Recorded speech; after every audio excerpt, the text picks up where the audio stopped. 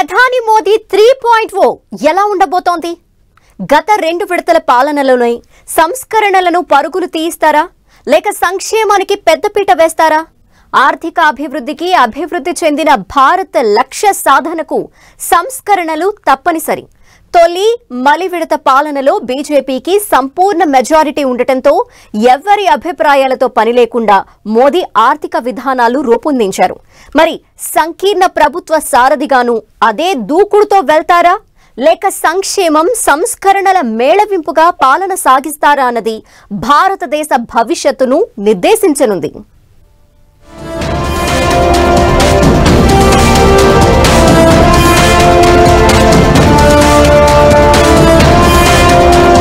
రెండు 2014లో మోదీ ప్రధానిగా బాధ్యతలు చేపట్టే నాటికి ఇప్పటికీ దేశ ఆర్థిక విధానంలో సమూల మార్పులొచ్చాయి. 10 ఏళ్లుగా దేశంలో సంస్కరణలు పరుగులు తీస్తున్నాయి. ఫలితంగా ప్రభుత్వ రంగ సంస్థల్లో పెట్టుబడుల ఉపసంహరణ, ప్రైవేటీకరణకు అమిత ప్రాధాన్యత లభిస్తోంది.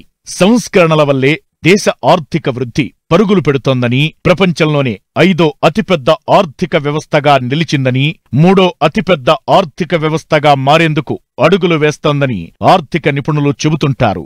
2014, 2019లో మోదీ తిరుగులేని మెజారిటీతో పాలన సాగించారు. మేక్ ఇన్ ఇండియాకు పెద్దపీట వేశారు. దిగుమతులపై ఆధారపడే విధానాన్ని తగ్గించి స్వయంగా తయారీ, ఎగుమతులను ప్రోత్సహించే ప్రయత్నాలు సాగాయి.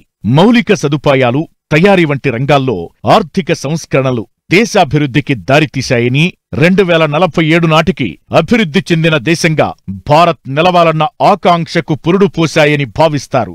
ఈ పరిస్థితుల్లో మోదీ 3.0 ఆర్థిక విధానాలపై అంతటా చర్చ జరుగుతోంది.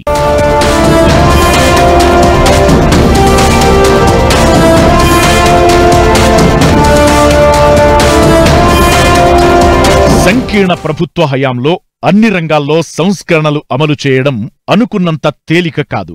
అయితే 10 ఏళ్లలో సాధించిన విజయాలను ప్రాతిపదికగా తీసుకుంటే 3వ విడత పాలనలో ఆర్థిక విధానాల పరంగా పెద్ద మార్పులేమీ ఉండకపోవచ్చన్న అభిప్రాయం వ్యక్తమవుతోంది.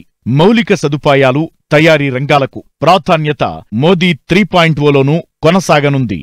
రక్షణ రంగానికి భారీ కేటాయింపులు, రైల్వే లైన్ల నిర్మాణం, డిజిటల్ విప్లవం వంటివి నిరాటంకంగా కొనసాగనున్నాయి. మోదీ పాలన సాగిన 10 ఏళ్ల కాలంలో సంస్కరణలతో దేశం స్వరూపం మారిపోయింది.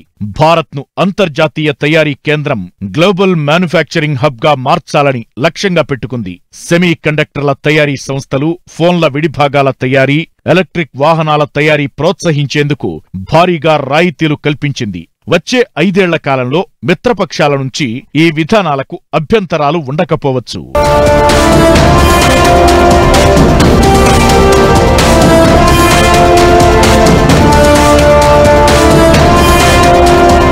ప్రపంచంలో 3వ అతిపెద్ద ఆర్థిక వ్యవస్థగా మారాలన్న లక్ష్యం నిర్దేశించుకున్న కేంద్రం దిగుమతి సుంకాల తగ్గింపు, ఎగుమతుల పెంపు, ఉపాధి అవకాశాల కల్పనపై దృష్టి పెట్టాలని భావిస్తోంది.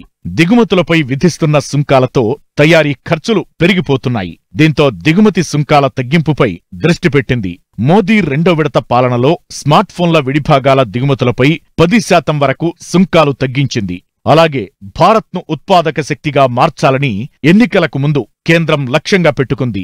ఎలక్ట్రానిక్స్, ఆటోమొబైల్స్ వంటి రంగాలను అభివృద్ధి చేయడంపై దృష్టి పెట్టనుంది. తయారీ రంగంలో భారత్ వాటా 3%కి పెరిగింది. దీన్ని మరింతగా పెంచే దిశగా చర్యలు చేపట్టనుంది. ఎగుమతుల పెంపు కోసం పారిశ్రామికవేత్తలపై, ఉత్పత్తిదారులపై పన్నుల భారాన్ని తగ్గించాలన్నది ప్రభుత్వ ఉద్దేశం. దీనికి ఎన్డీఏ కూటమిలోని మిగిలిన పక్షాల మద్దతు తప్పనిసరి. ప్రధానమంత్రి అయ్యాక సంస్కరణలన్నీ మొదలుకెళ్తాయా? ఆయన చాలా జోరుగా 10 సంవత్సరాలు వెళ్ళాడు, ఇప్పుడు వెళ్తాడా లేదా అదో ప్రశ్న వస్తే మనం చూడవలసింది ఏంటంటే, ఏ ప్రభుత్వం ఉన్న రిఫార్మ్స్ అది తప్పదు. ఏ ప్రభుత్వం చూసినా ఆటోమేటిక్గా దానికి తగ్గించిన వ్యాపారస్తులు, ఇండస్ట్రీలు వీళ్ళందరూ డిమాండ్ చేస్తారు, చేస్తూ పోతారు. కొంచెం ఎక్కువ తక్కువగా అవుతుంది, కొన్ని విషయాల్లో ఎక్కువ పబ్లిసిటీ ఉంటుంది, కానీ ఆ స్పీడ్ ఏమన్నా కొద్దిగా స్లో అవుతుంది కానీ తగ్గదు. ఎందుకంటే భారతదేశం ఆర్థిక వ్యవస్థ ప్రపంచ ఆర్థిక వ్యవస్థతో కలిసిపోయి ఉన్నది. సప్లై చైన్ అంటారు, ఇక్కడి నుంచి వెళ్ళే వస్తువులు అక్కడి నుంచి ఇక్కడ వస్తువులు అన్నీ లింక్ ఉన్నాయి. అందువల్ల మనం వేరే ప్రపంచంలో ఉన్నామంటానికి వీలు లేదు. రోడ్లు, రైల్వే ట్రాకుల నిర్మాణానికి భారీగా నిధులు కేటాయించింది. 20కి పైగా నగరాల్లో మెట్రో అందుబాటులోకొచ్చింది. 31,000 కిలోమీటర్ల రైల్వే ట్రాక్ కొత్తగా నిర్మాణమైంది. ప్రపంచస్థాయి రైల్వే స్టేషన్ల అభివృద్ధి, బుల్లెట్ రైల్ కారిడార్లు వంటి వాటికి భారీగా నిధులు ఖర్చు పెట్టాల్సి వస్తోంది. అలాగే ఎలక్ట్రిక్ మొబిలిటీ, పునరుత్పాదక ఇంధన ఉత్పత్తి, ప్రతి గ్రామానికి హైస్పీడ్ ఇంటర్నెట్ ఫెసిలిటీ వంటి హామీల అమలుపై మిత్రపక్షాలతో కలిసి ముందుకు సాగనుంది.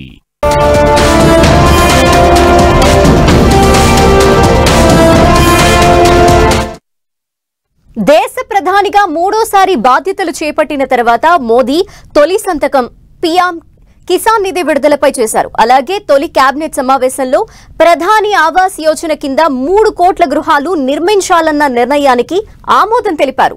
తద్వారా మూడో విడత పాలనలో సంక్షేమానికి పెద్దపీట వేస్తామని పరోక్షంగా ప్రకటించారు. సంస్కరణలను పరుగులు పెట్టిస్తూనే సంక్షేమ పాలన సాగించడం ప్రధాని ఉద్దేశంగా భావించవచ్చు. 2047 నాటికి అభివృద్ధి చెందిన భారత్గా నిలవాలన్న లక్ష్య సాధన దిశగా ప్రధాని మోదీ అడుగులు పడనున్నాయి. 10 ఏళ్ల కాలంలో దేశ ఆర్థిక వ్యవస్థ పటిష్టంగా మారింది. 2023-24లో జీడీపీ వృద్ధి రేటు 8.2% ఉంది. కరోనా సవాళ్లను అధిగమించి ప్రధాని దేశాన్ని అభివృద్ధి చేశారన్న అభిప్రాయం నెలకొంది. అదే సమయంలో మోదీ 10 ఏళ్ల పాలనపై అనేక విమర్శలు ఉన్నాయి.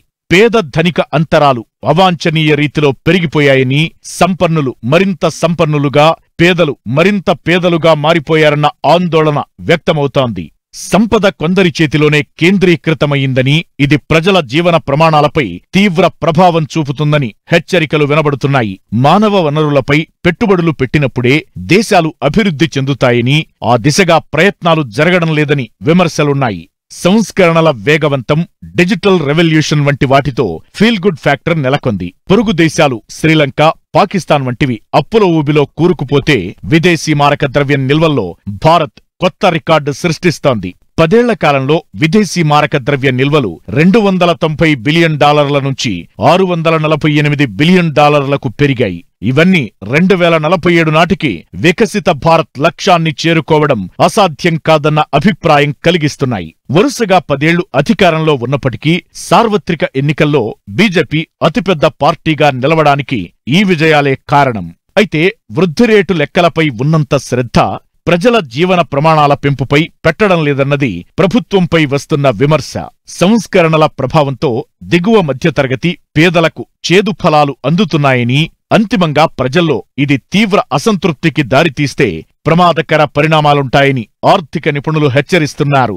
కార్మిక చట్టాల ప్రక్షాళన ఆలోచనపైన దేశంలో తీవ్ర ఆందోళన వ్యక్తమవుతోంది.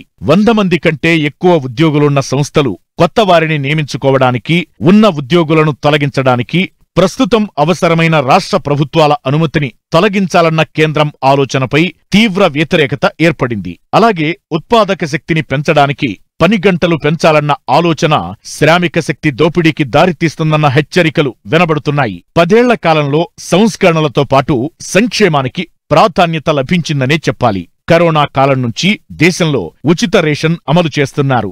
ముద్రా యోజన కింద కోట్లాది మంది లబ్ధిదారులకు లక్షల కోట్ల రుణ సదుపాయం కల్పించారు. ప్రధానమంత్రి కౌశల్ యోజన, పీఎం ఉజ్వల యోజన, జన్ధన్ ఖాతాలు, కిసాన్ నిధి వంటి సంక్షేమ పథకాలు విస్తృతంగానే అమలు చేశారు. మూడోసారి ప్రధాని బాధ్యతలు చేపట్టాక మోదీ తొలి సంతకం పీఎం కిసాన్ నిధి 17వ విడత నిధుల విడుదలపైనే చేశారు. 9.3 కోట్ల మంది రైతుల ఖాతాల్లో దాదాపు 20,000 కోట్ల రూపాయలు జమ చేయడం ద్వారా రైతు సంక్షేమానికి తమ ప్రభుత్వం పూర్తిగా కట్టుబడి ఉందన్న సంకేతాలిచ్చారు. అయితే ధరల పెరుగుదల, పెరిగిన జీవన ప్రమాణాల ఖర్చు వంటివి అభివృద్ధి చెందిన భారత్ లక్ష్యానికి ఆటంకాలుగా మారే ప్రమాదముంది. దేశీయంగా ప్రజలకు సంక్షేమ కార్యక్రమాలు అందిస్తూ వారిని సంతృప్తిగా ఉంచేందుకు ప్రయత్నించడంతో పాటు ఆర్థిక వృద్ధి లక్ష్యాల సాధన విషయంలో యుద్ధాలు, పెరుగుతున్న ఇంధన ధరలు వంటి అంతర్జాతీయ పరిణామాలకు అనుగుణంగా అడుగులు వేయాలని ఆర్థిక నిపుణులు సూచిస్తున్నారు.